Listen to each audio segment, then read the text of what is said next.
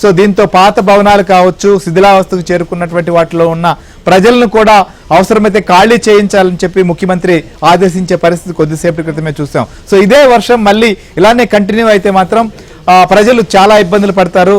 So ఈ నేపథ్యంలోనే ప్రభుత్వం కూడా అప్రమత్తమైంది. సో కలెక్టరేట్ లో ఇలాంటి పరిస్థితికి వచ్చింది. అసలు ఇక్కడ భవనం కూలిపోవడం ఏంటి, ఇంకొక వైపు ఈ కలెక్టరేట్ ప్రాంగణంలోనే మంత్రి జూపల్లి కావచ్చు అధికారులు సమీక్ష చేస్తున్నటువంటి సందర్భం కూడా ఉంది. అదే సమయంలో ఇలా కూలినటువంటి పరిస్థితి కూడా ఉంది. దీనికి సంబంధించినటువంటి అప్డేట్ మాంతయ్య అడిగి తెలుసుకుందాం. ఇక హైదరాబాద్ లో ఎలాంటి పరిస్థితి ఉందో కూడా మనకు అందించేందుకు సో మనతో పాటు నుమాన్ మనతో పాటు లైవ్ లో జాయిన్ అయ్యారు. ఇక ట్రాఫిక్ కావచ్చు, రాకపోకలకు సంబంధించినటువంటి పరిస్థితులు ఎలా ఉన్నాయనే దానిపైన మణికంఠ కూడా మనతో పాటు లైవ్ లో జాయిన్ అయ్యారు. ఇక నల్గొండ ముఖ్యంగా హైదరాబాద్ విజయవాడ జాతీయ రహదారిపై కూడా రాకపోకలకు ఇబ్బంది ఏర్పడింది. సో ప్రస్తుతం ఎలాంటి పరిస్థితి ఉందో కూడా మనకు రవి మనతో పాటు లైవ్ లో జాయిన్ అయ్యారు. ఒక్కసారిగా మనం దీనికి సంబంధించి అప్డేట్ చూద్దాం. ఒకసారి ఆదిలాబాద్ వెళ్దాం.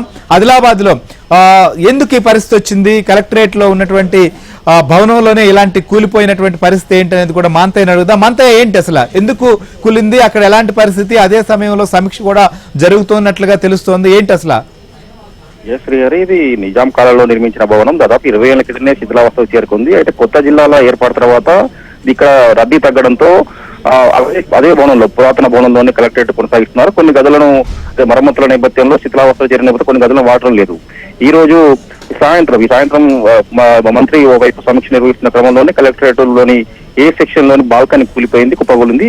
అయితే ఆ సమయానికి అందరూ కూడా అధికారులు, సిబ్బంది అంతా కూడా మంత్రి సమీక్ష సమావేశానికి వెళ్లడంతో ప్రమాదం తప్పిందని చెప్పవచ్చు. ముఖ్యంగా ఈ ఏదైతే ఆదిలాబాద్ సంబంధించి ఇది భవనం శిథిలావస్థలో ఉంది, ఇది కూలిపోతుందని చెప్పి ముందే గుర్తించిన అధికార యంత్రాంగం గత ప్రభుత్వం దృష్టి తీసుకెళ్లింది. దీంతో 2023లో దీని నిర్మాణానికి 55 కోట్ల నిధులు మంజూరు చేశారు. అయితే ఆ కాంట్రాక్టర్ కు సంబంధించి బిల్లులు పెండింగ్ లో ఉండడంతో పనులు అర్ధాంతరంగా నిలిచిపోయాయి. దీంతో విధులేని పరిస్థితుల్లో ఈ శిథిలావస్థకు చేరిన భవనంలోనే కలెక్టరేట్ కొనసాగిస్తున్నారు. అయితే మంత్రి సమీక్ష జరిపిన సమావేశ మందిరం ఇక ఈ భవనానికి దూరంలో ఉంటుంది.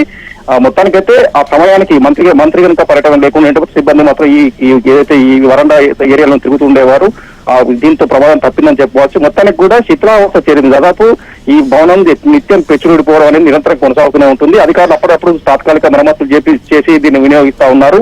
ఇప్పటికైనా కూడా పూర్తి స్థాయి కూడా నూతన కలెక్టరేట్ భవనం నిర్మాణం పూర్తి చేస్తేనే కూడా బాగుంటుంది. లేకుంటే ఖచ్చితంగా కూడా ఎవరికి ప్రమాదం జరుగుతుందని చెప్తున్నారు. శ్రీహరి. Right, thank you.